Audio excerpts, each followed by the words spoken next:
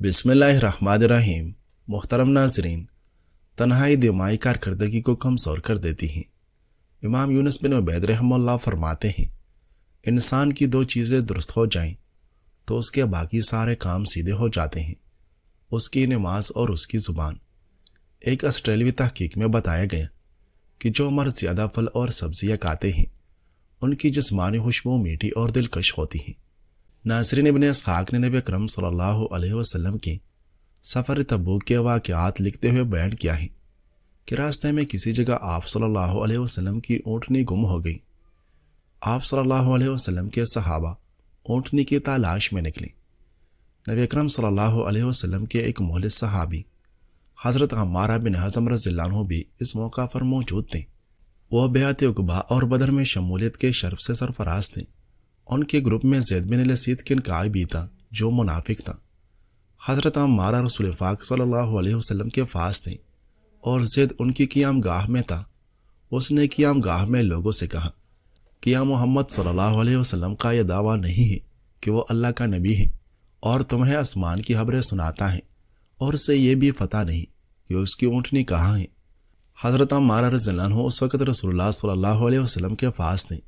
آپ صلی اللہ علیہ وسلم نے ان سے کہا، ایک شخص نے یہ اور یہ باتیں کہی ہیں، اور میں تو کہتا ہوں کہ بخدا مجھے وہی کچھ معلوم ہوتا ہے جو اللہ تعالیٰ مجھے بتا دے۔ اب یہ بھی مجھے اللہ نے میری ناقے کی خبر دی ہے۔ یہ اس وادی کی فلاں گھاٹی میں ہے، ایک درخت کے ساتھ نکیل اڑ گئی ہے اور وہی کڑی ہے، جاؤ اور وہاں سے اسے پکڑ کر لے آؤ۔ صحابہ کرام گئے اور اس جگہ پر اونٹنی کو پایا، چنانچہ وہ اسے لے آئے۔ حضرت عمارہ بن حزام رضی اللہ عنہ اپنی قیام گاہ پر پہنچے تو لوگوں سے کہا، بخدا ابھی ابھی نبی اکرم صلی اللہ علیہ وسلم نے ہم سے ایک بات کی ہے جو بڑی عجیب ہے۔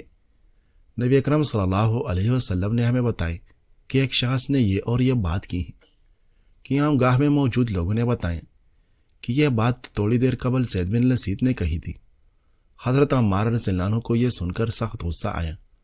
انہوں نے اسی وقت زید کو گردن سے پکڑا اور لوگوں کو پکار کر کہا، اللہ کے بندوں، میرے خیمے میں ایک ہوشیار چالاک یعنی خطرناک آدمی تھا اور مجھے اس کی خبر خینے تھی۔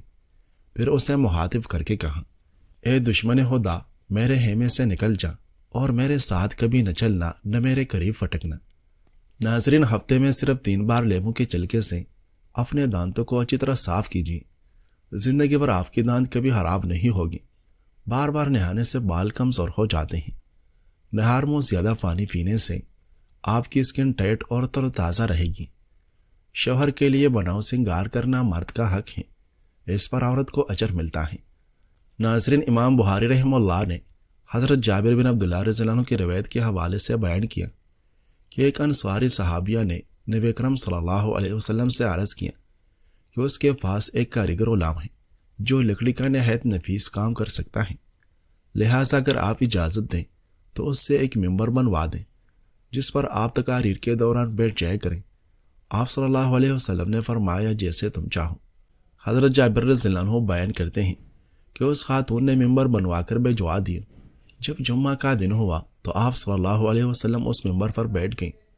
اس موقع پر کھجور کا وہ تنا رونے لگا جس کے پاس کھڑے ہو کر آپ صلی اللہ علیہ وسلم خطبہ ارشاد فرمایا کرتے تھے۔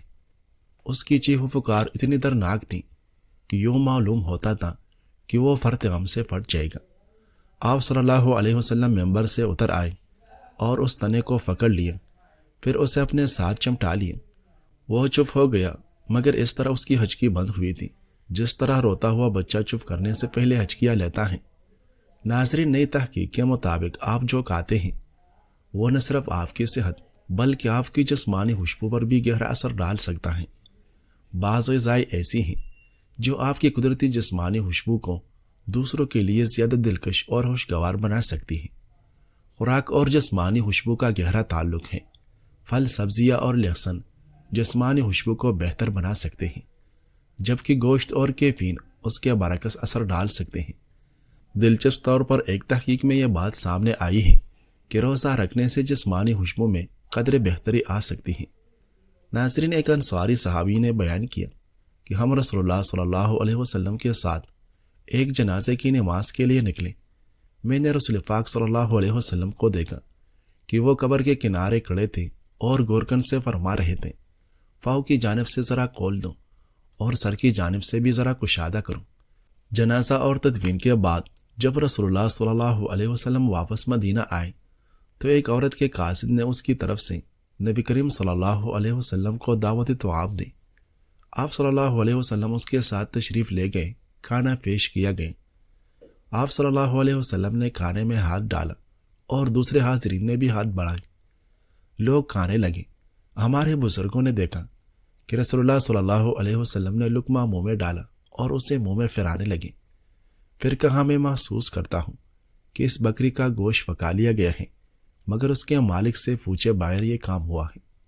اس عورت نے یہ سن کر کہ ہلا بھیجا، یا رسول اللہ صلی اللہ علیہ وسلم، میں نے کسی ہمسائے کو بکی کی طرف بھیجا کہ ایک بکری خرید لائے، مگر بکری نہ مل سکی۔ میں نے پھر اپنے ہمسائے کے ہاں پیغام بھیجا کہ وہ مجھے رقم لوٹا دے، مگر ہمسائے گھر پر نہ تھا۔ میں نے اس کی بیوی سے مطالبہ کی تو اس نے یہ بکری بیچ دی جو ہمسائے نے اپنے لیے خریدی تھی۔ رسول اللہ صلی اللہ علیہ وسلم نے فرمایا، یہ گوشت قیدیوں کو کھلا دو۔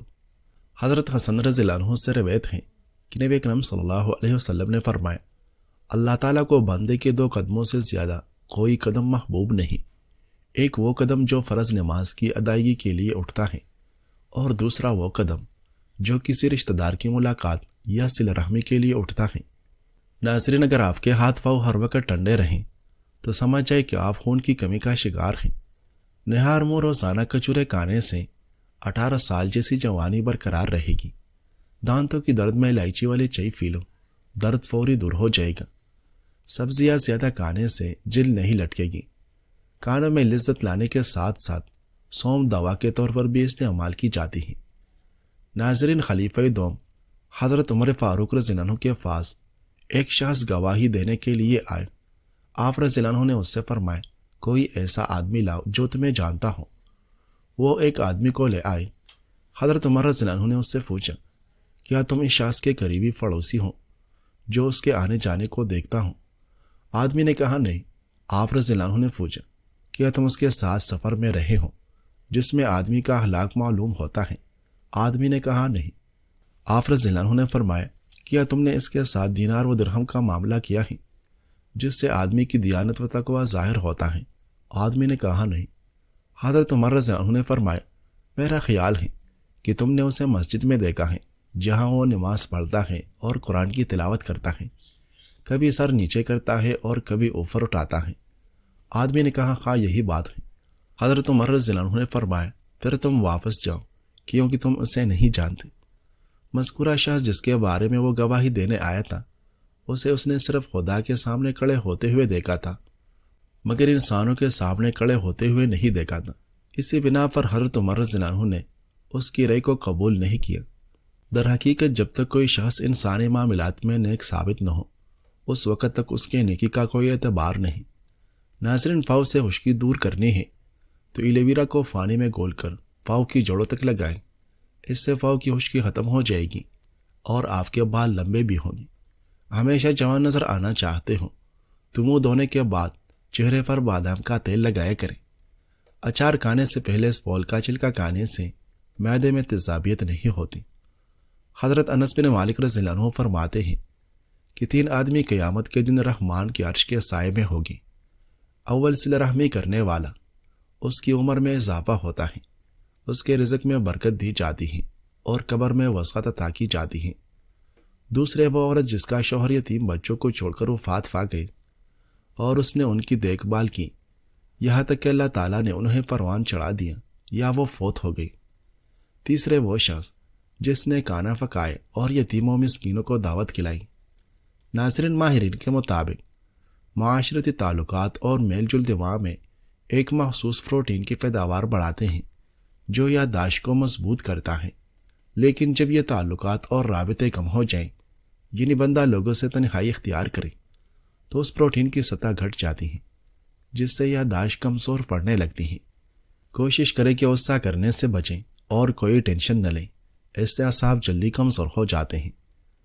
امام ابن کثیر رحمہ اللہ نے اپنی مشہور کتاب البدایہ والنہایہ میں لکھا ہے کہ حضرت ابو ہریرہ رضی اللہ عنہ بیان کرتے ہیں کہ ایک دن رسول اللہ صلی اللہ علیہ وسلم ایک جماعت کے پاس سے گزرے تو فرمایا تم میں ایک ایسا شخص ہے جس کا ایک دان جہنم میں احد پہاڑ سے بڑا ہوگا۔ یہ سن کر سب کے دل کانپنے لگے۔ وقت گزرتا گئے، اس جماعت کے سب لوگ ایمان و سلامتی پر دنیا سے رخصت ہو گئے، صرف 2 باقی رہے، حضرت ابو ہریرہ رضی اللہ عنہ اور بنو حنیفہ کا ایک شخص یعنی رجال بن عنفہ۔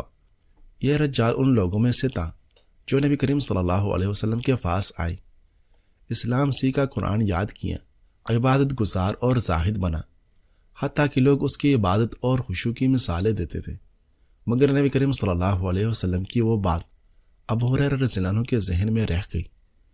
وہ ہر بار رجال کو دیکھ کر ڈرتے کہ کہیں وہی نہ ہو جس کا نبی کریم صلی اللہ علیہ وسلم نے ذکر فرمایا تھا۔ پھر وقت آیا جب مسیلمہ کذاب نے یمامہ میں نبوت کا جھوٹا دعویٰ کیا، تو خلیفہ اول حضرت ابوبکر رضی اللہ عنہ نے رجال بن عنفہ کو یمامہ بھیجا تاکہ وہ لوگوں کو اسلام پر قائم رکھیں، مگر جب رجال وہاں پہنچا تو مسیلمہ نے اسے عزت، مال اور سونا پیش کیا اور اسے کہا کہ اگر تو میری ساتھ ہو جائے تو آدھی حکومت تجھے دے دوں گا۔ مال و دولت نے اس کے دل کا ایمان چھین لیا، اور وہ شخص جو نبی کریم صلی اللہ علیہ وسلم کا ساتھ رہا، قرآن پڑھتا تھا، نماز و روزے کا پابند تھا، وہی جھوٹے نبی کا مددگار بن گئے۔ رجال نے اعلان کیا کہ میں نے محمد صلی اللہ علیہ وسلم سے سنا کہ مسیلمہ ان کے ساتھ نبی بنایا گیا ہے۔ اس ایک جھوٹ نے ہزاروں کو گمراہ کر دیا۔ یہ فتنہ مسیلمہ کے فتنے سے بھی بڑا بن گئے۔ پھر حضرت ابوبکر رضی اللہ عنہ نے خالد بن ولید رضی اللہ عنہ کی قیادت میں لشکر روانہ کیا۔ اسی لشکر میں وحشی بن حرب رضی اللہ عنہ بھی تھے، وہی وحشی جنہوں نے زمانہ جاہلیت میں حضرت حمزہ رضی اللہ عنہ کو شہید کیا تھا۔ وحشی نے توبہ کی تھی اور کہا تھا میں وقت ملنے پر اس جرم کا کفارہ ادا کروں گا۔ جب صحابہ کرام اور مسیلمہ کذاب کے لوگ کے درمیان جنگ یمامہ شروع ہوئی تو وہ سخت ترین لڑائی ثابت ہوئی۔ ابتدا میں مسلمان فسوا ہوئے، مگر پھر صحابہ نے نعرہ لگایا اور اللہ نے مدد فرمائی۔ وحشی رضی اللہ عنہ نے موقع پا کر مسیلمہ کذاب کو قتل کر دیا، اور رجال بن عنفہ بھی اپنے جھوٹے نبی کے ساتھ کفر پر ذلت کے ساتھ مارا گئے۔ جب ابو ہریرہ رضی اللہ عنہ کو اس کی خبر ملی تو وہ سجدے میں گر گئے اور اللہ کا شکر ادا کیا کہ نجات ان کے حصے میں آئی۔ ناظرین، یورک ایسڈ کی سطح کا جلد پتہ لگانا اور مکمل نگرانی ضروری ہے، کیونکہ اس سے آنکھوں کے سنگین مسائل کو روکنے اور آنکھوں اور دل کی مجموعی صحت کو بہتر بنانے میں مدد مل سکتی ہے۔ یورک ایسڈ کی سطح میں اضافہ خشک آنکھوں کی بیماری سے منسلک ہے، جو آنسو کی پیداوار میں کمی کی وجہ سے آنکھوں میں خشکی کا باعث بنتی ہے۔ یورک ایسڈ کی زیادتی کے علامات میں جلن، لالی اور نظر کا دھندلا پن شامل ہیں۔ آنکھیں مسلسل خشک رکھنا بصارت کو نقصان پہنچا سکتا ہے، جس سے انفیکشن کا خطرہ بڑھ جاتا ہے اور طویل مدتی بصارت کی خرابی ہوتی ہے۔ ناظرین، حضرت لقمان حکیم علیہ السلام ایک شخص کے غلام تھے۔ ایک مرتبہ وہ شخص ایک دوست کے ساتھ شطرنج کی بازی اس شرط پر کھیل رہا تھا کہ جو ہارے گا اسے قریب بہتے ہوئے نہر کا سارا پانی پینا پڑے گا۔ حضرت لقمان حکیم علیہ السلام کا آقا وہ بازی ہار گئے۔ دوست نے کہا اب شرط پوری کرو۔ آقا نے کہا مجھے 1 دن کی مہلت دو۔ چنانچہ اس نے سارا واقعہ حضرت لقمان علیہ السلام کو سنائے۔ حضرت لقمان علیہ السلام نے فرمایا آپ کا دوست آپ سے یہ شرط نہیں منوا سکتا، آپ اس کے پاس جائے اور پوچھیں کہ نہر کے دونوں کناروں کے درمیان کا پانی پیو یا شہر کی لمبائی تک کا۔ وہ یقیناً کہے گا کہ دونوں کناروں کے درمیان کا پانی پیو۔ پھر آپ اس سے کہیے کہ اچھا تم لمبائی سے پانی کا بہاؤ دونوں طرف سے روکو تاکہ میں درمیان کا پانی پی لوں۔ یہ اس کی وسع سے باہر ہوگا کہ وہ دونوں طرف کا بہاؤ روک سکیں۔ یوں وہ اپنا عجز ظاہر کرے گا اور آپ اس پر ذمہ داری ڈال کر اپنی شرط سے بری ہو جائے گی۔ چنانچہ حکیم لقمان علیہ السلام کے مالک نے اسی تدبیر پر عمل کیا اور کامیاب ہوا۔ ایک شخص کہتے ہیں کہ ایک مرتبہ ایک چرسی نے مجھ سے چرس لینے کے لیے پیسے مانگے۔ میں نے کہا میں تجھے کھانا کھلاتا ہوں مگر چرس کے پیسے نہیں دوں گا۔ اس نے کہا کھانا کھلانے والا کوئی اور ہے، تم بس چرس کے لیے کچھ دو۔ نہ چاہتے ہوئے بھی میں نے اس کو چند روپے دے دی۔ جب وہ چلا گیا تو میں اسے دیکھنے لگا کہ یہ کہاں جاتا ہے اور کیا کرتا ہے۔ قریب میں کہیں شادی کا پروگرام تھا، لوگ کھانے کے برتن ادھر سے ادھر لے کر جا رہے تھے۔ ایسے میں ایک آدمی کے ہاتھ سے ایک برتن چھوٹ کے گر گئے اس نے اپنا برتن اٹھایا اور چل دی۔ وہ چرسی اسی چاول کے سامنے بیٹھ گیا اور کھانے لگ گئے۔ جب اس کی نظر مجھ پہ پڑی تو اس نے ایک جملہ کہا جو آج بھی مجھے یاد ہے۔ اس نے کہا اس کے ساتھ تعلقات آج کل کچھ خراب ہیں، ورنہ برتن میں ہی دیتا ہے۔ کریم اتنا ہے کہ ناراض بھی ہو تو بھوکا نہیں دیکھ سکتا۔ ناظرین، وقت، حالات اور رشتے بھی اہم اور قیمتی ہیں، مگر تم اپنے اندر اتنی طاقت پیدا کرو کہ کسی کے بدلنے سے تم کمزور نہ ہو۔ خود کو اس مقام پر لے جاؤ جہاں کسی کے لفظ تمہیں توڑ نہ سکیں، کسی کی غیر حاضری تمہیں اکیلا نہ کرے، اور کسی کی بے روحی تمہارے سکون کو نہ چھو سکے۔